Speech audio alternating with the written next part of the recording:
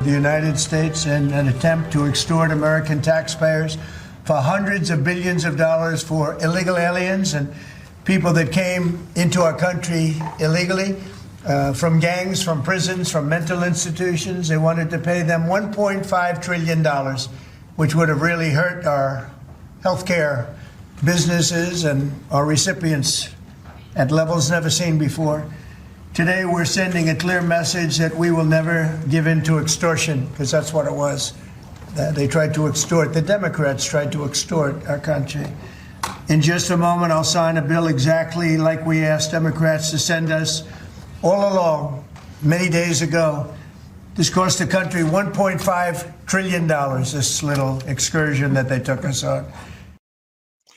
Hello, everybody, and welcome to the Great America Show. It is great to have you with us on this beautiful Thursday in America. The government is officially back open for business. That was President Trump last night from the Oval Office, calling out the Marxist Dems for what they've done to this country for the last over 40 days. They've held us all hostage. They've held our federal workers hostage, our federal employees, our air traffic controllers, our members of the military, our Border Patrol agents, just to fulfill their sick, cynical dream of trying to get the orange man. As we all know, it didn't work out too well for them as the government's now open. But this is only the beginning of the fight, because this bill only funds the government through the middle of January. So what does that mean? It means this fight might be coming right back again in just a few short months, 2 short months. So the Republicans got to get into action. The Republicans got to sort of whip themselves in the rear end and get to work on appropriations bills that work for the American people, that are not for the illegal aliens that the Marxist Dems want. Now, the Marxist Dems are hamstrung about everything, and they've been up in arms, and Hakeem Jeffries is taking the blame, and Chuck Schumer's taking the blame, and the AOCs and the Zoran Mamdanis have taken over the party.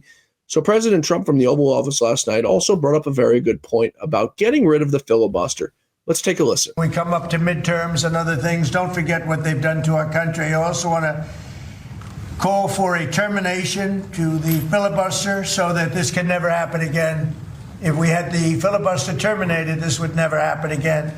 And don't forget, we have another date coming up in the not too distant future. We can never let this happen again. And we should be able to pass great, really great legislation. So I say terminate the filibuster, because, by the way, the Democrats will do it immediately if they ever assumed office, which hopefully they won't. Today, That was President Trump. And the more and more I hear him talk about it, and the more and more I hear other people talk about it, I was a little bit against it. I was on the fence of it to begin with about getting rid of it. But I think he's absolutely right that as soon as the Marxist Dems take power again, they are 150% going to get rid of the filibuster, and they're going to try to pack the courts and do whatever they can. So you know what? We might as well get ahead of the ball and get ahead of the curve here and push forth an America First agenda. Now, it's going to be tough because you do have some rhino senators in there, and they don't have the votes, quite frankly, right now. Susan Collins, you don't have. Lisa Murkowski, you don't have. Rand Paul, who's just been such a total disappointment. I don't believe you have. So it's going to be tough, but they've got to get whipped into shape, these people. Otherwise, they got to lose their seats. There's no other way to put it. We've got to stop playing games. We've got to stop letting the Democrats railroad us into doing whatever they wanted. Now, there's some members of Congress who are very upset with this CR that we got passed last night. Now, there's something in it. Mike Johnson's not happy about it. We're going to put it up here on the screen for you and go through it because it's very interesting. There were 2 Republicans who voted against the CR last night in the House. Thomas Massie, as you can imagine, who's been just a Trump hater his entire time recently. I don't know what's gotten into that sick man, but Thomas Massie, and the other one was Greg Steube. And Steube was an interesting one. And I'm like, how does Steube? He's a great congressman for Florida. And Steube comes out and says, I couldn't vote for it because I couldn't see myself handing over Lindsey Graham $500,000. And you say, what are you talking about? Why would Lindsey Graham get $500,000 from a budget? This is from the Gateway Pundit. GOP senators have been caught slipping a self-serving provision into what was supposed to be a clear continuing resolution to end the government shutdown. The sneaky clause could hand 8 GOP senators a whopping $500,000 each in taxpayer-funded payouts, all tied to the potential lawsuit over the DOJ's aggressive snooping during special counsel Jack Smith's witch hunt against President Trump in the 2020 election integrity fight. The provision buried in the legislative package that averted a government shutdown empowers senators to sue the federal government if a law enforcement seizes or subpoenas their data without proper notification. Now, you folks remember the 8 GOP senators who were asked about it. Here's Mike Johnson being asked about it. You said earlier that you would repeal that FBI provision that's in the bill right now. Do you have assurances from Leader Thune that he will bring it up in the Senate? I did call Leader Thune this morning. I want to say that he's a principled leader. I've enjoyed working with him. We've had a great working relationship and a good friendship. He's a trustworthy, honest broker. And that's why I was so surprised when we found out about that provision that was put in our clean CR at the last moment. I'm just be honest, I'm very transparent with you all. I was very angry about it. I was. And a lot of my members called me and said, did you know about it? We had no idea. That was dropped in at the last minute.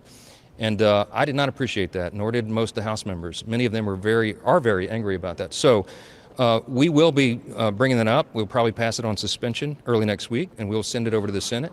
I had a conversation with Leader Thune early this morning about it.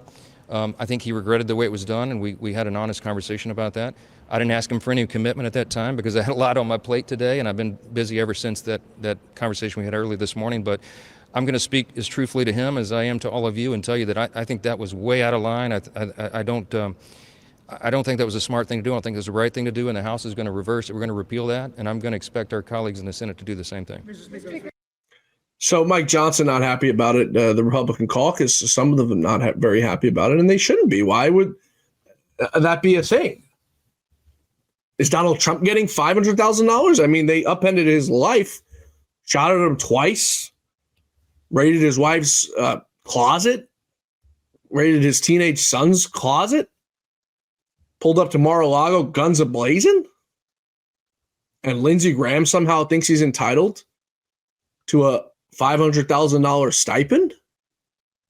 I mean, the whole thing is just very, very, very strange. Now, we'll talk about something that's a little bit more strange. Now, the Democrats are back calling for their Jeffrey Epstein documents. They want all the documents released, and we want all the documents released too, but the timing is just highly peculiar. So they've been leaking documents out of committee this week that they allegedly subpoenaed from Jeffrey Epstein's estate. Nothing proves any wrongdoing from Donald Trump, as we would have seen back in 2016 or 2020 when Trump ran, that Donald Trump, if he did something wrong, we would have found out about it.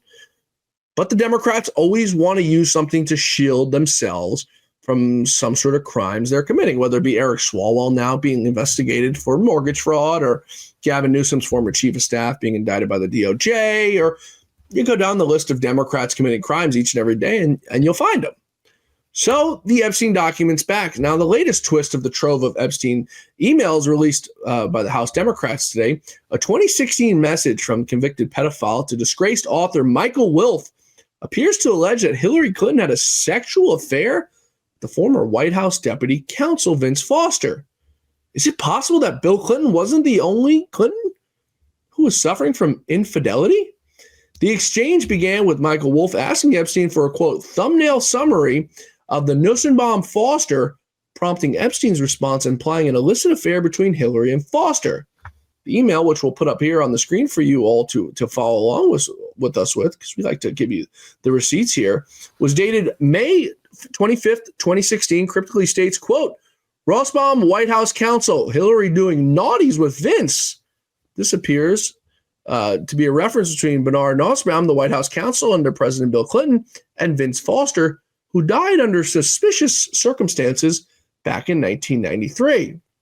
Foster was a longtime Clinton ally from Arkansas, and he was mysteriously found dead July 20th of 1993 in Fort Marcy Park, Virginia, ready for this, with a gunshot wound to the head. Official investigations, including those by U.S. Park Police, independent counsel, and one of the independent counsels was Ken Starr, and a congressional probe, all concluded that it was indeed suicide. Gunshot wound to the head. Sounds almost like what we heard happened to Seth Rich a gunshot to the wound, head in a park.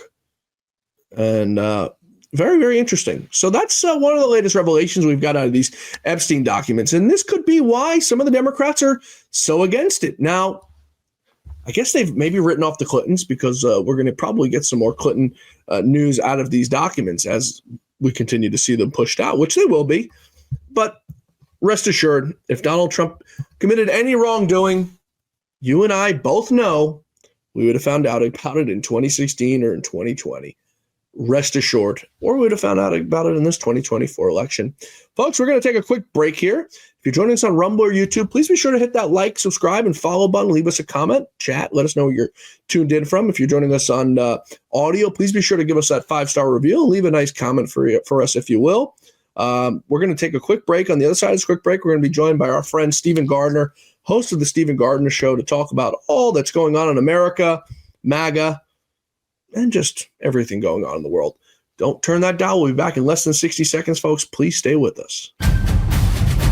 I'm excited to announce that we're having a huge sale on overstock and brand new products. For example, MyPillow Percale bed sheets, every color, every style, every size, only $29.88. Our Percale bed sheets are breathable, cool and crisp, and they're perfect for spring and summer. And check out Rev 7, the next generation of energy drinks. It tastes great, and it gives you energy all day with no jitters and no crashes. Best of all, it's actually good for you. And for a limited time, try our 3-pack absolutely free. So go to mypillow.com or call the number on your screen. Use your promo code to save 20% on our Rev 7 12-packs, or try our introductory 3-pack absolutely free.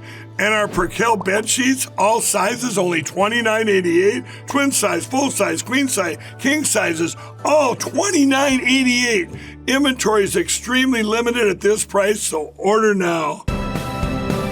Thanks, everybody, for staying with us here on the Great in America Show. Now, as promised, a good friend of the show, good friend of mine, and host of the Stephen Gardner Show, a very successful show here on YouTube and Rumble. Stephen, a delight as always to have you join us here. Let's start with first, the Democrats are back out. They took a little bit of a break from the Epstein documents, but now they're back full force, releasing their own documents, which quite honestly, I mean, don't show anything new that we've already seen. You know, they're trying to implicate Donald Trump, whatever they can. The truth of the matter is, Stephen, in my opinion, if there were anything to implicate Trump, we would have found out about it in 2016 when he ran against Hillary and in 2020 when he ran against Joe Biden. Your thoughts on the revitalization? Yeah, that's a great way to put it. Revitalization. So I think this whole booby trap has been planned, right? So they've been pumping this narrative that Trump was keeping the government closed in order to hide his sins with Jeffrey Epstein over and over and over. Any platform that would allow them to say it, they would say it, right? And then boom, their first day back. Oh my gosh, out of 23,000 documents, we've got 3 that mention his name. If you read through them, there's no crime, there's no implication. It's extremely weak. Although you said there was nothing new, I do want to point out something. Michael Wolff was helping Jeffrey Epstein come up with different ways to try to blackmail Donald Trump. So they didn't have anything on him, but they were literally like, well, maybe we can push him this way. Or if he does decide to rat us out or arrest us, we could try to implicate him that way. So why on earth is Michael Wolff not being investigated for trying to blackmail the president of the United States? That's what I want to know. Yeah, you know, like I said, we didn't get anything new on Donald Trump per se, but we did get some stuff new about Hillary Clinton. Some may even call her Hillary Clinton and her infidelity. We've known all about, of course, her husband Bill Clinton's infidelity and what he used the Oval Office for. But now we find out that Hillary Clinton, according to some Jeffrey Epstein emails, Stephen, quote unquote, you ready for this one, folks? Russian bomb White House counsel, ... It may have been redacted. Hillary doing naughties with Vince. Now, Vince is Vince Foster. He's former White House deputy counsel, who I believe, correct me if I'm wrong, I think he died somehow mysteriously. Yeah, he magically unalived himself like the other 50 people connected to the Clintons. Can you imagine this? The more they push, and I guess this makes sense, Stephen, that the fact that they don't want any more to come out, because it's going to implicate Hillary Clinton. It's going to implicate Bill Clinton. I don't believe for a second. Okay, now I don't know who's being protected. I don't know why the documents haven't been released. I have to assume for some billionaires are probably being protected, but I don't think for a second that in any way Donald Trump is being protected. You see in some of these documents that someone alleged, do you want to see some pictures of Donald Trump in my kitchen with girls in bikinis? I don't believe for a second Donald Trump was in Jeffrey Epstein's home in his kitchen with women in bikinis. Do you? I mean, even if he was, women in bikinis, like the guy used to own Miss Universe. The guy was surrounded by women. That doesn't mean that he was trafficking children or a pedophile. Everybody knows that he was a playboy billionaire with lots of money and lots of connections. That doesn't implicate him. It's like there's no meat on this bone, so they're trying to come up with a different bone full of meat and then make you confused. I don't think most people that voted for Trump see this as anything other than what it is. The Democrats are desperate because they have terrible policies, and Donald Trump is their main target. You know, the most disappointing fact about it all, and some people, I think your audience gets a little upset with me over this, and some of my audience does, but I've been trying to open up their eyes to it the way I see it. Thomas Massie, who, you know, has prided himself on being this super conservative, this and that. I think he's got issues of his own that I won't talk about, but Thomas Massie is apparently spearheading and leading this fight to release all the Epstein documents. Terrific. But Congressman, I want to know why you didn't do this 4 years ago under Joe Biden. Why didn't you corral all the Democrats 4 years ago? And if it failed, then we sit here today and we say, okay, well, it failed back then because the Democrats wouldn't vote with the Republicans. What about now? Do you see an issue with Massie that I do? Yeah, here's the main issue. Donald Trump is going to primary him. So he's throwing the Epstein sink at him. He's throwing the Capitol riot against him. I mean, I don't know what's going on. He and Dan Bongino have been fighting on Twitter today. Dan Bongino is saying, don't you dare lecture me on how to run the FBI. You have no life experience when it comes to this. You have no idea what we've been doing behind the scenes. But when it specifically comes to Epstein, I think that when you have nothing else and you're going to be taken out by Donald Trump, what do? You try to associate him with the things that even people in jail will kill over, which is inappropriately touching children. I think it's disgusting. I think it's weird. You know what else is weird? This dude was supposedly happily married for 30 years. And then a year later, after his wife mysteriously dies, he's married to someone 30 years younger. I don't know, like there's something odd about this guy, and he's about to get booted and he's trying to grasp at straws. And the biggest, most ugly, dirty, polluted straw he can grab is Jeffrey Epstein. The dude is literally a Democrat. I didn't want to be the one to say it, but now that you said it, the cat is out of the bag. And that's exactly what I was referring to. You know, it's funny. I still talk to Lou Dobbs' wife probably every day, the same way I used to speak to Lou every day.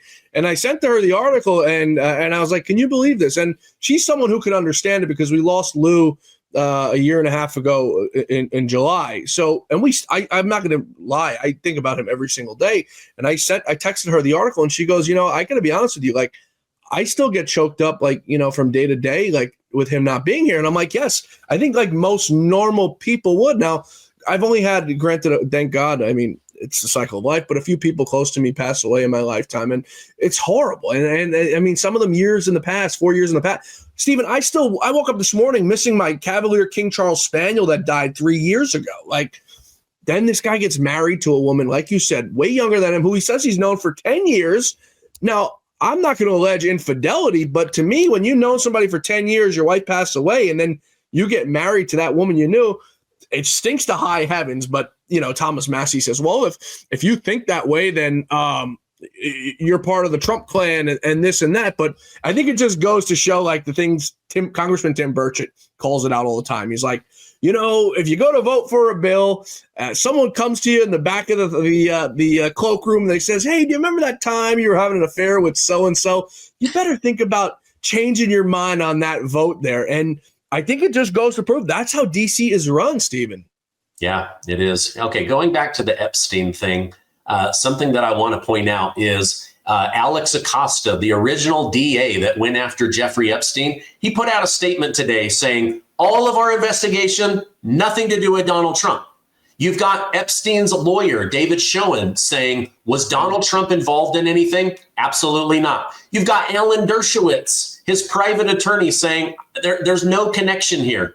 There's no connection here. So I think that the Democrats are like, wait a minute, we know we'll never get an answer. This guy's dead and can't defend himself. Therefore, we can sick the boogeyman on Donald Trump and hope that the general public is stupid enough or desperate enough to side with us, because right now they've got nothing. What policies do they have? Literally, their policy is don't pay the military and use hungry children as bait against Donald Trump. It's disgusting. Yeah, and you know, the thing that everyone, they don't really talk about it, but it's the Democrats are usually accusing the Republicans of like something they're doing. So in order to shield and protect themselves and camouflage themselves from the wrongdoing they're doing, they'll accuse somebody else of doing it. Sometimes the same crimes, sometimes other crimes. In New York, we saw Letitia James accuse Donald Trump of mortgage fraud. We know she's the one who committed mortgage fraud. This week, Gavin Newsom's former chief of staff was arrested in an FBI public corruption probe. Okay, so it's just, they'll do anything they could, Stephen, to put the confetti over the cake that's rotted, because they're really the ones who are just corrupt as heck. But the Republicans are not smart enough to come out and do it, because we have people like Thomas Massey who are against MAGA, who are against uniting of the party. And that's what gets picked up, Stephen, in the mainstream media. When you turn on CNN or MSNBC, they want to talk about one or two defectors, not the 99% of the Republican coalition that's united. Yeah. You know, and going back to your comment about Tim Burchett, just last night, he called for a vote to release the Epstein files. Guess who voted against it? The Democrats. Yeah. But then they ran to national television and they said, Trump is trying to hide the Epstein files. So it's like, come on. Like, I guess they just hope that their people only read the headlines, and then the headlines are all written against Donald Trump. Stephen, that's exactly how it works. We'll talk about another Democrat right now who's corrupt as all can be. One who came out, was happy to talk about Donald Trump when, you know, they were coming after him for his mortgage issues. It's none other than Eric Swalwell, the man who was infiltrated by a Chinese spy who he dated. This out from the Gateway Pundit today. Federally housing regulator Bill Pulte referred Democrat Rep. Eric Swalwell to the Justice Department for criminal prosecution over mortgage fraud. According to NBC News, Pulte is alleging, I'm not even going to use it air quotes because it's probably true, that Swalwell, a Democrat congressman representing a district in California, took out millions of dollars worth of mortgage loans based on declaring his primary residence as Washington, D.C. He's got a $1.2 million D.C. home, and it's now the target of a Justice Department investigation. Stephen, they make our case in point for us every single day. Yeah, there's three people that have been harassing Donald Trump the most: Letitia James, Eric Swalwell, and Adam Schiff. And wouldn't you know it, they're all in trouble for mortgage fraud. Like, did they get together and say, hey, listen, here's how you defraud the government, and no one's ever going to look into it? And now you have somebody who's in there looking, and they're going, wait a minute, all of these people that were on MSNBC, CNN, ABC News, complaining over and over again that Donald Trump committed fraud, they've all now committed fraud. So it's like poetic justice. It's like watching, Trump doesn't even have to get revenge. It's their own sins and their own bad behavior that's going to hang them. I think it's awesome. I can't wait to see him get in trouble for that. I hear every day about the products you all wish MyPillow carried. Well, guess what? We probably do. Slippers, bathrobes, pet beds, blankets, mattresses, sleepwear, loungewear, duvets, comforters, pot holders, aprons, oven mitts, and so much more. And they're all on sale. For example, get our best-selling standard MyPillows for only $14.98. Body pillows, $29.98. 6-piece bath towels or kitchen towel sets, just $29.98. Multi-use MyPillow 2.0s with pillowcase, $9.98. Save $40 on our Spring Percale and Giza Dream bedsheet sets. Any size, any color, and so much more. So go to MyPillow.com or call the number on your screen. Use your promo code to save up to 80% on all MyPillow products. And I've never done this before. When you spend $100 or more, you're going to get 2 standard MyPillows absolutely free. The thing is, Stephen, at one point, or we've all sinned, right? We're all flawed in one way or another. Some of us sin differently than others, and we ask for forgiveness. Donald Trump is not a perfect human being, but he doesn't pretend. He doesn't pretend that he's this perfect model citizen of human being. Has he had his flaws with women and dating? And yes, everyone has had flaws in their lives. Okay, and like I said, everyone sins differently, but the one thing about him is he doesn't pretend to be this really good human being who doesn't commit sin. You know what I mean? Whereas you've got these members of Congress who pretend to be holier than thou, and they're clearly fraudulent on it. And they're the ones who are committing the sin. Those are the ones who are committing the crime. This week, we find out they're now actually, for the first time in our lifetime, seriously considering that ban on trading individual stocks. Now, this is one, Stephen, that I take such issue in because so many of us have 401ks, so many of us have IRAs and whatever sort of retirement account you guys have, it's based on the stock market and how the stock market's doing. So many of us are getting screwed out of money because they're trading on insider knowledge that we do not have, we have no access to. People like Marjorie Taylor Greene, people like Nancy Pelosi, Dan Crenshaw, millions and millions of dollars they're making, Stephen. Now, I'm not one of these people who's going to say they're worth $20, $40, $50 million because they're not, but they're trading volumes of stock at $2 to $3 million. You do the math, Stephen, $174,000 a year before taxes is $174. After taxes is, depending on what state you're in, maybe 110, maybe 120. How many years do you need to be in Congress and not spend $1 of that money to make millions of dollars in stock trades? Can you make the math make sense, please? Yeah, I can't. My own son, who's just started trading over on Robinhood, said to me, Dad, how can Nancy Pelosi, someone who's worked in government, do better than Warren Buffett? And I said, oh, that's because she gets to sit in on secret meetings and understand exactly how billions of dollars are going to flow. And he said, but isn't that illegal? I said, in Washington, D.C., it's not illegal. It's common. It's so sickening to me. I've been recorded by so many people to go run for Congress, and I've thought about it. I'll be honest, I've thought about it, but as the years have gone by, it said I have no interest in doing it. But the whole stock trading thing has really made it more appeasing to me to know that if I can go there and just follow the rules, it's not according to their rules. It's not even breaking the law. We could just go there and follow their same rules. You need 1 or 2 years there, and you can leave a millionaire. It's so disgraceful. Let's talk about MAGA, Stephen, because I talk with Mark Mitchell every day. I have him on the show every day, and he does polling, Rasmussen reports, and the MAGA numbers are not looking good right now. This is not my words. This is his words. People are revolting. People are upset. They say that his agenda is more globalist based. He's spent more time overseas this time around in a year, less than a year, than he did his last 4 years during his first term. They're not happy that he's very worried about what's happening overseas and not here at home in America. What do you hear from your audience? What's your thoughts on this all? So I would say my audience is still optimistic, but this has definitely been a rough 30 days for Donald Trump. Yeah. He decided to go overseas for a very long time. You had the government shutdown. You had 24-hour negative news about him, blaming him for everything. And then as the government is starting to reopen, you find out they want to do a 50-year mortgage, a 15-year car loan, that they're going to have 600,000 Chinese come in and take the places of Americans in universities. And then he said that Americans aren't talented enough. We have to bring in people from India and other areas. It's just like, lots of really bad comments. You know what they need to do? They need to say, okay, pause. The government has reopened. What are the 10 things that America elected me to do? And that's what we're going to focus on for the next quarter. America, America, America, making life affordable, making life safe, going into areas and getting rid of illegal immigrants where you're welcome. Quit fighting Chicago. Quit fighting LA. There's 47 other states that will welcome you to get rid of the illegals and the criminals and clean things up. I think it is time to just laser focus in on what MAGA elected you to do.